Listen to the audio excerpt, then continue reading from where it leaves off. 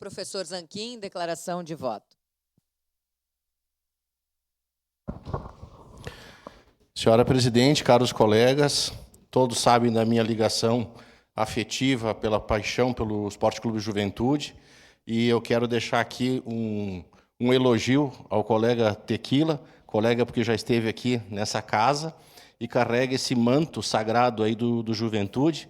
Parabéns pela iniciativa, porque aqui a ideia é homenagear o cidadão, não somente o atleta, Alan Ruschel, que é um vitorioso, né? Hoje joga na primeira divisão, num clube de ponta como o Esporte Clube Juventude, tem tido ótimas performances, mas o cidadão, né, que, como disse a colega, ele sobreviveu ao acidente aéreo da Chapecoense, por si só já é uma grande vitória, como a gente fala, renasceu, ou né, nasceu novamente, e está aí saudável, forte, um líder no futebol, um líder no time e um líder na sociedade. Então, essa homenagem, enfim, é muito merecida, certamente votarei favorável, senhora presidente.